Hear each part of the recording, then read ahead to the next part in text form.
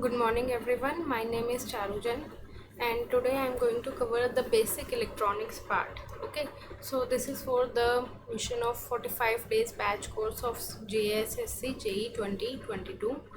Okay, so if you will download the Sacred Gurukul app, you will get the video lectures, ebook, doubt clearing sessions, quiz, PYQ test series and practice questions.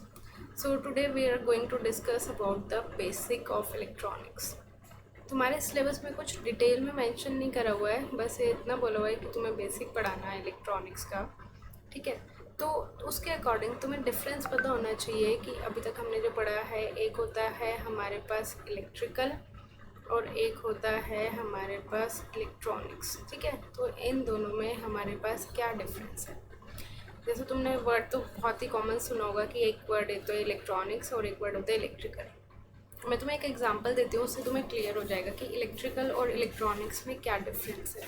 ठीक है, electrical जो voltage लेता है वो हमेशा ज़्यादा voltage लेता है. जैसे तुम्हारे घर में जो जितने भी डिवाइसेस हैं वो कितने वोल्टेज ले रहे हैं, 220 वोल्ट ले रहे हैं. ठीक है, इससे ज़्यादा भी लेते हैं. 11 किलो वोल्ट से तुम्हारी जनरेशन शुरू होती है. जो इंडिया में इलेक्ट्रिसिटी जनरेट होती है वो कितने वोल्टेज पे होती है, दैट इज़ 11 किलो वोल्ट. ठीक है, अब उसके बाद क्या है इलेक्ट्रॉनिक्स. इलेक्ट्रॉनिक्स जैसे कोई भी तुम्हारी जो इन्वेंशन हुई थी, मतलब पहले सबसे पहले क्या आया था तुम्हारे पास, इलेक्ट्रिकल आया था. ठीक है, उसके बाद तुम्हारा इलेक्ट्रॉनिक्स आया है. इलेक्ट्रॉनिक्स की हमारे पास जितने भी डिवाइसेस हैं वो डिवाइसेस हमारे कम वोल्ट पे ऑपरेट करते हैं, जैसे 5 वोल्ट वगैरह.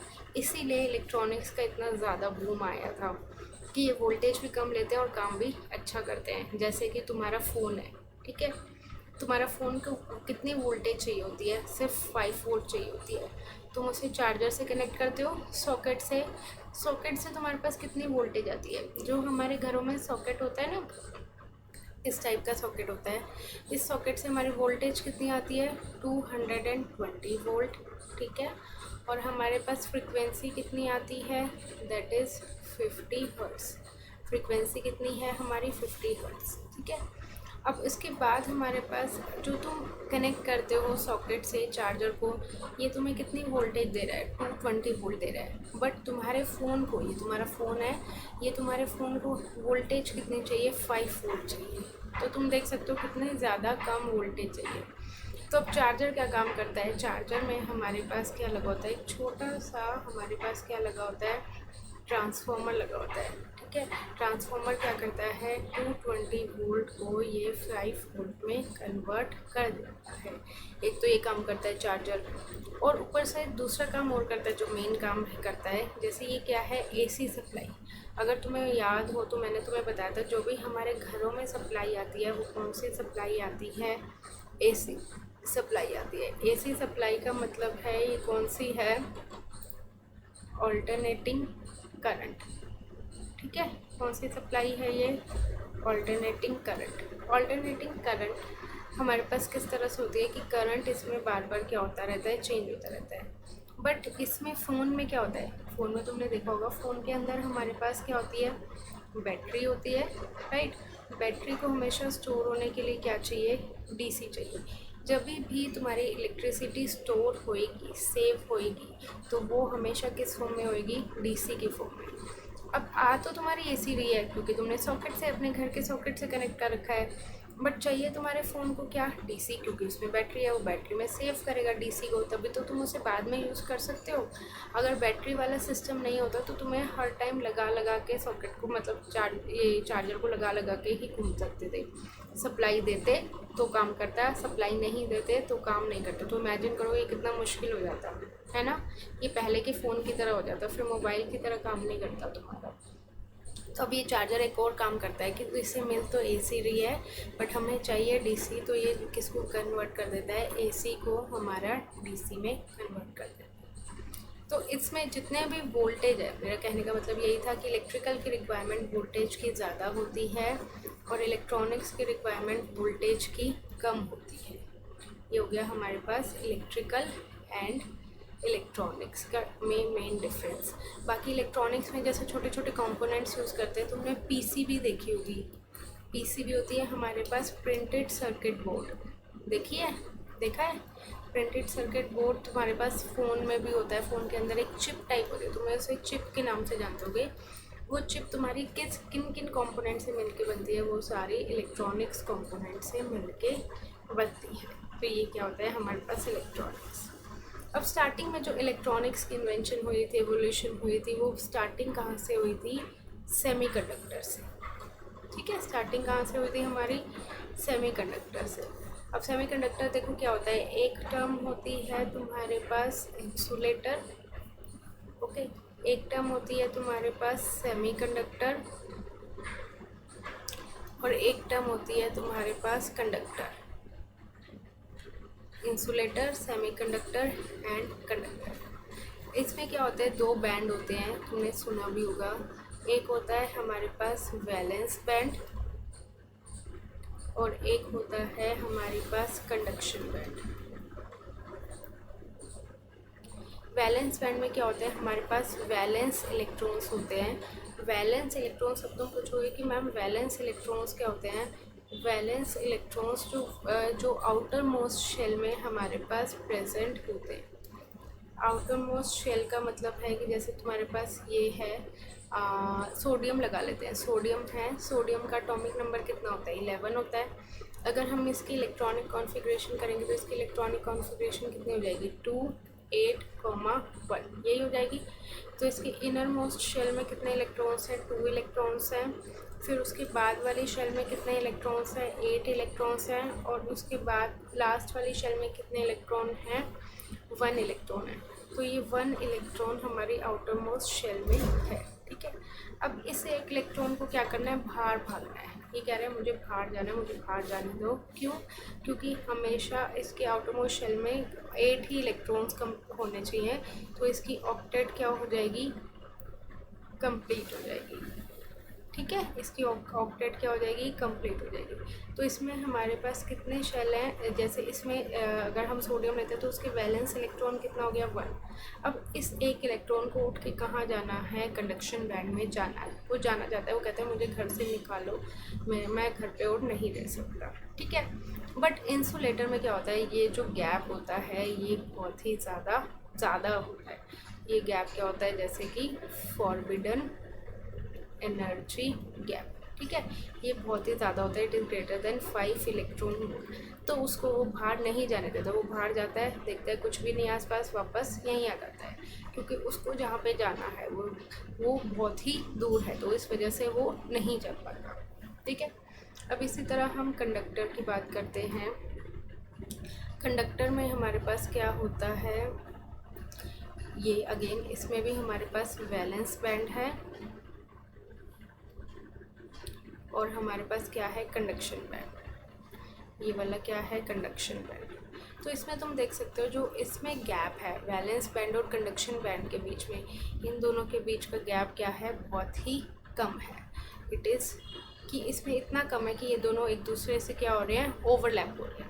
तो इसमें जो भी वैलेंस इलेक्ट्रॉन्स हैं वो इजीली कहाँ पहुँच जाएंगे? कंडक्शन बैंड में पहुँच जाएंगे, क्योंकि उन्हें बाहर जाना है, वो इजीली घर से बाहर निकले, बाहर निकलते उसे उन्हें उनकी जगह मिल गई, खेलने कूदने की पार्क वगैरह मिल गया और वो चले गए। ठीक है, क्योंकि वो ओवरलैप करते हैं। अब इन दोनों के बीच में क्या आ जाता है हमारे पास? सेमीकंडक्टर।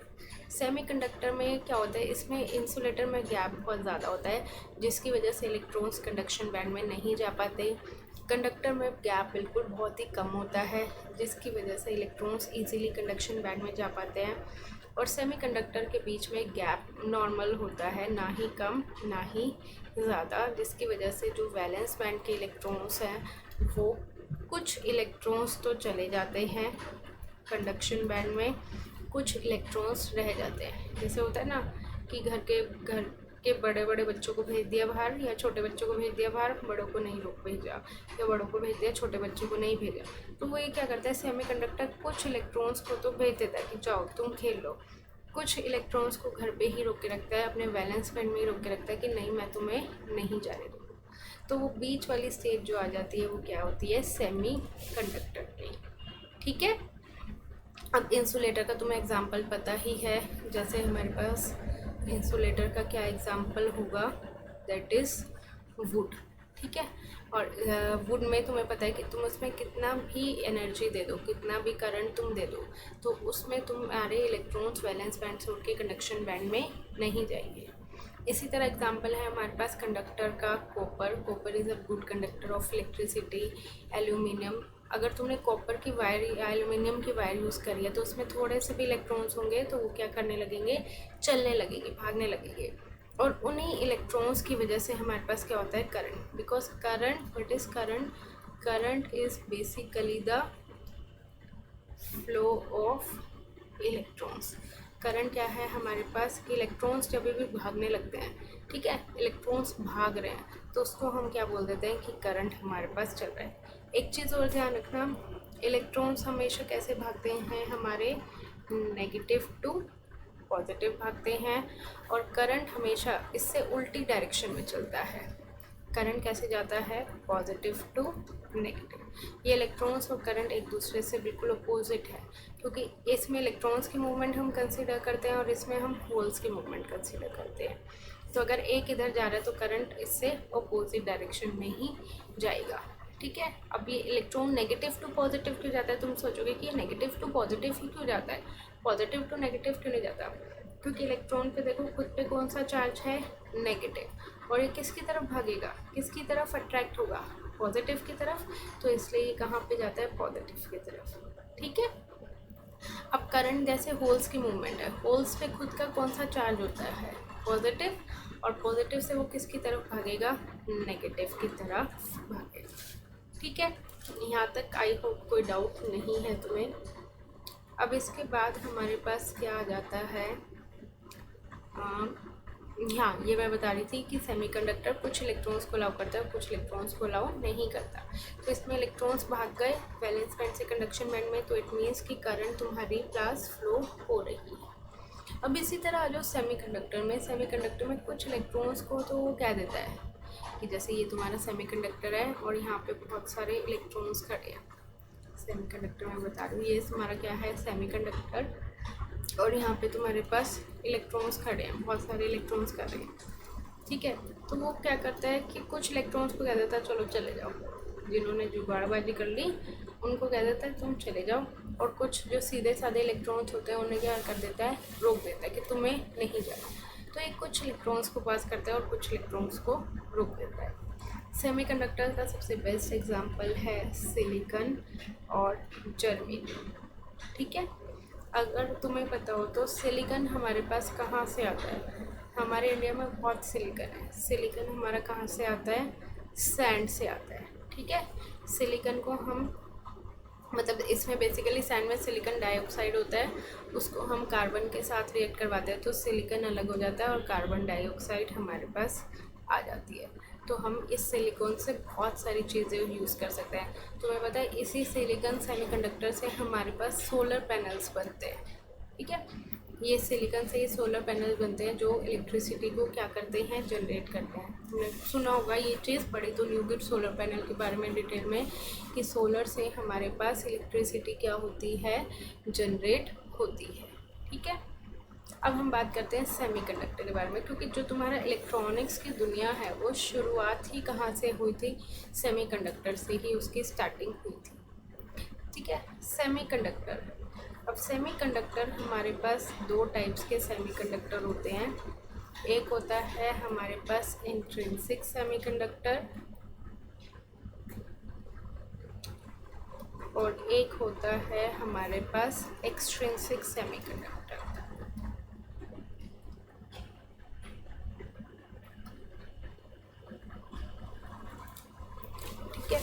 जो इंट्रिंसिक सेमीकंडक्टर होता है वो क्या होता है हमारे पास, प्योर सेमीकंडक्टर।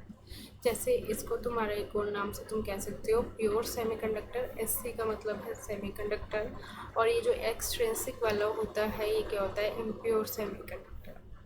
अब जैसे तुमने सुना होगा कि जो भी प्योर गोल्ड होता है उसको हम यूज़ नहीं कर सकते, सुना है ना, प्योर सोना मतलब खरा सोना को हम यूज़ नहीं कर सकते। रीज़न, क्योंकि वो जो प्योर गोल्ड होता है वो हमारा किस फॉर्म में होता है, मेल्टेड फॉर्म में होता है। तो उसमें हम कुछ ना कुछ इम्प्योरिटीज़ ऐड करते ही हैं ताकि उसे सॉलिड में कन्वर्ट कर सकें। तो प्योर गोल्ड को तो हम यूज़ कर ही नहीं सकते, तो उसकी वजह से हमें क्या ऐड करना पड़ता है, कुछ ना कुछ इम्प्योरिटीज़। इसी तरह हमारे पास यहाँ पे क्या है, सेमीकंडक्टर। जो भी हमारे पास प्योर सेमीकंडक्टर होता है वो हमारा यूज़ नहीं होता, इसलिए मैंने तुम्हें यहाँ पे गोल्ड का एग्जांपल दिया। जिस तरह प्योर गोल्ड तुम्हारा यूज़ नहीं होता, इसी तरह तुम्हारा प्योर सेमीकंडक्टर भी यूज़ नहीं होता। तो उसमें हम क्या करते हैं, इम्प्योरिटीज़ ऐड करते हैं, और इस इम्प्योरिटी को ऐड करने का प्रोसेस होता है डोपिंग। तो डोपिंग क्या होता है, डोपिंग the process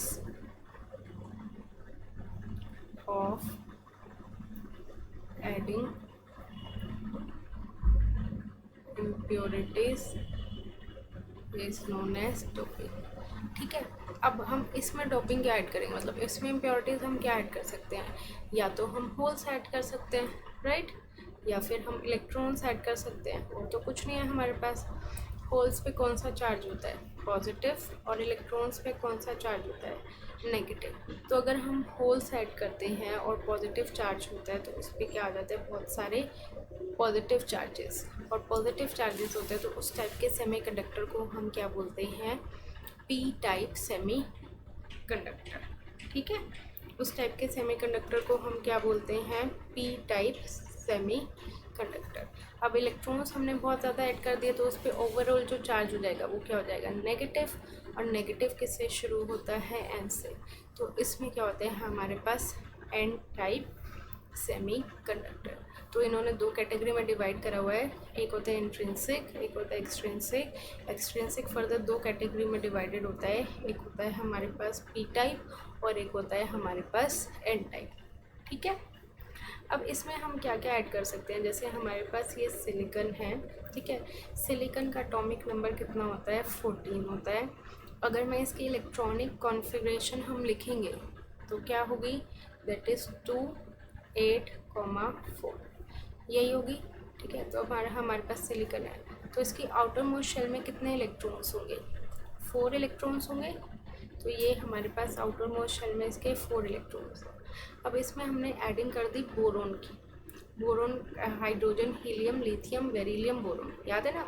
तो बोरोन का एटॉमिक नंबर कितना होता है, 5, और अगर हम इसकी इलेक्ट्रॉनिक कॉन्फ़िगरेशन करेंगे तो कितनी हो जाएगी, 2,3। पर याद होगा 12th में या 10th में पढ़ा होगा तुमने, पहले 2 होता है, फिर जितने होते हैं उतने रह जाते हैं उतने, फिर 8 की होती है, फिर 8 की होती है, 18 की होती है, इस तरह से। तो अब हमने यहाँ पे बोरोन ऐड कर दिया। ठीक है, अब बोरोन ऐड करेंगे तो इसमें इसकी आउटर मोस्ट शेल में कितने इलेक्ट्रॉन्स हैं हमारे पास, 3 इलेक्ट्रॉन है। तो एक इलेक्ट्रॉन सपोज ये हो गया, इसने इसके साथ पेयरिंग कर ली। ठीक है, एक इलेक्ट्रॉन हमारे पास यहाँ पे ये हो गया, इसने इसके साथ शेयरिंग कर ली, और एक इलेक्ट्रॉन हमारे पास ये हो गया और इसने इसके साथ शेयरिंग कर ली। सेमीकंडक्टर में बेसिकली ये क्या करते हैं, शेयरिंग करते हैं। शेयरिंग क्यों करते हैं, जैसे तुमने कभी देखा होगा, मतलब पढ़ा होगा, NaCl है। ठीक है, Na का एटॉमिक नंबर हमारे पास क्या होता है, 11, तो उसकी कॉन्फ़िगरेशन क्या हो जाएगी, 281। और क्लोरीन का एटॉमिक नंबर क्या होता है, 17, तो इसकी इलेक्ट्रॉनिक कॉन्फ़िगरेशन हो जाएगी 287। तो इसको देखो, एक ये फालतू है, ठीक है, क्योंकि आउटर मोस्ट शेल में मैंने बताया था कितने होने चाहिए, 8 होने चाहिए। इसको एक की कमी है, ठीक है, इसको एक की कमी है। तो ये क्या करता है, अपना एक इलेक्ट्रॉन इसे दे देता है। ठीक है, ये अपना एक इलेक्ट्रॉन क्या करता है, इसे दे देता है, तभी ये कंबाइन होके बन जाते हैं NaCl। तो ये क्या हो जाता है, Na, इसने अपना एक इलेक्ट्रॉन दे दिया तो ये क्या हो गया, Na पॉजिटिव, इसने अपना एक इलेक्ट्रॉन ले लिया तो ये कितना हो गया, क्लोरीन नेगेटिव। जो देता है वो अच्छा होता है, उस पर इस चीज़ का थप्पा लग गया कि ये पॉजिटिव है, अच्छा है। जो लेता है वो अच्छा नहीं होता, उस पर किस चीज़ का थप्पा लग गया, नेगेटिव। तो इन दोनों को कंबाइन करके क्या हो गया, NaCl।